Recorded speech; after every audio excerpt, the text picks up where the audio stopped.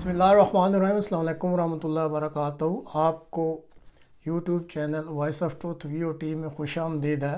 पाकिस्तान में नाफरमानियाँ अरूज पर और अब भारतीय नज़ात की नज़र अमरीकी सदारत पर, ये हैं दो मौज़ूआत जिन पर आज के प्रोग्राम में मुख्तसरन बात की जाएगी। कुछ लोग जो बागी ज़हन रखते हैं उनके ज़हनों में एक फ़लसफ़ा होता है और उस फ़लसफ़े के मुताबिक उनकी एक सोच होती है। उस सोच के मुताबिक वो ये कहते हैं कि अगर कोई काम दुरुस्त नज़र आता हो तो उस काम को करने के लिए कानून में जो मौजूद लाहा अमल होता है उसकी बेशक नाफरमानी कर ली जाए। पाकिस्तान का बावा आदम निराला है। यहाँ पे अब बागी ज़हन कितने हैं इसका तो इल्म नहीं, अलबत्ता कवानीन की नाफरमानी करने वाले आपको माशरा के हर तबके में बेहिसाब मिल जाएंगे। माजी करीब की चंद मिसालें मैं आपके सामने रखता हूँ। रिटायर्ड जनरल फैज़ हमीद पेशावर की कोर कमांड करने के लिए चले गए और अपने वक़्त के वज़ीर आज़म के हुक्म की नाफरमानी की। सदर पाकिस्तान ने अपने प्रिंसिपल सेक्रेटरी वक़ार को ओहदे से हटाया। उन्होंने अपने बास की नाफरमानी की और ओहदे से हटने से इनकार कर दिया।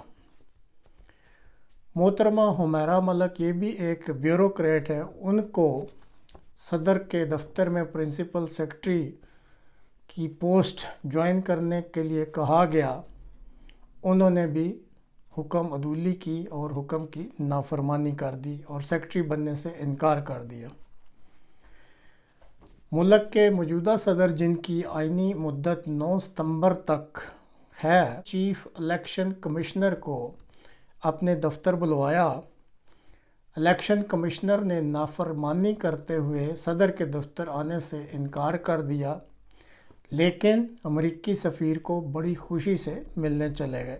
अब पाकिस्तान में ट्रैफिक कवानीन की तमाम तबकात की तरफ से बेशर्मी की हद तक नाफरमानी की जाती है।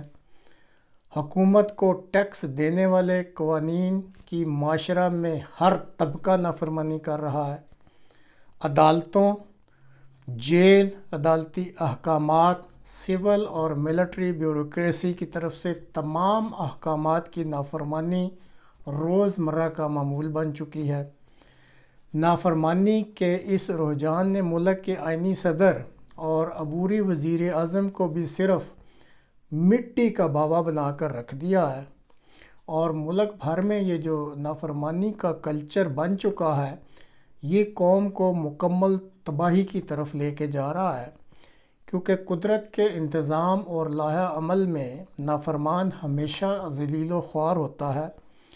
इस कायनात के खालिक ने दुनिया को चलाने के लिए असूल मुकर्रर कर रखे हैं।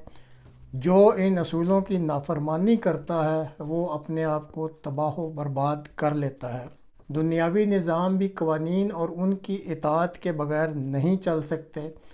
तरक्की याफ्ता और गैर तरक्की याफ्ता कौमों में इम्तियाज़ सिर्फ इतना है कि तरक्की याफ्ता ममालिक में मुआशरा के तमाम तबकात बनाए हुए कवानीन की इताअत और फरमाबरदारी करते हैं, जबकि जो गैर तरक्की याफ्ता ममालिक हैं उनमें ऐसा कुछ देखने को नहीं मिलता। 24 करोड़ अवाम के मुल्क पाकिस्तान में हुक्मरानी के लिए एक आइन मौजूद है जिसमें तमाम कवानीन दर्ज किए गए हैं और किस तरह हुक्मरानी करनी है इसकी वजाहत भी इनमें मौजूद है।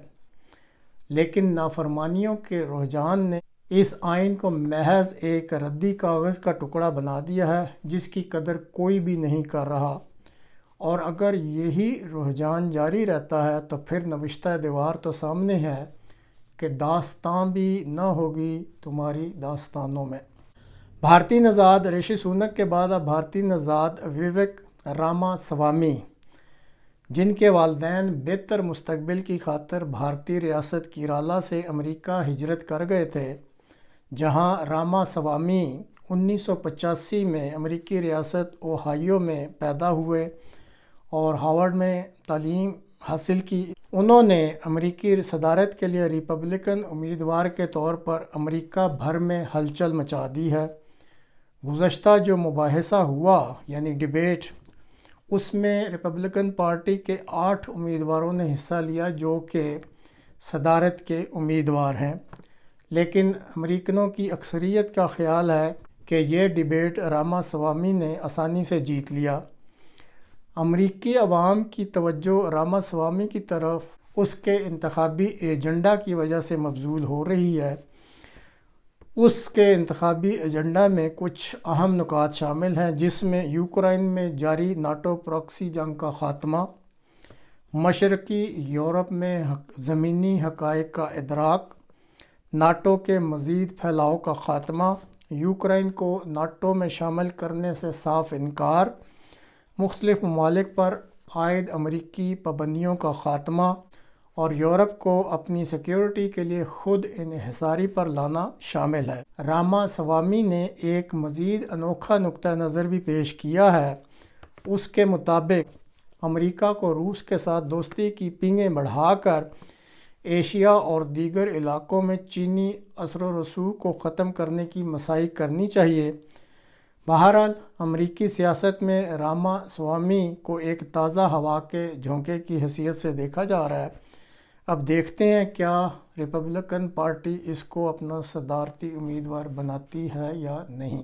ناظرین، چینل کو سبسکرائب ضرور کیجیے گا تاکہ آپ کو معلوماتی ویڈیوز جو ہیں وہ مل جایا کریں۔ آج تک کے لیے اتنا ہی، اگلے پروگرام تک کے لیے خدا حافظ۔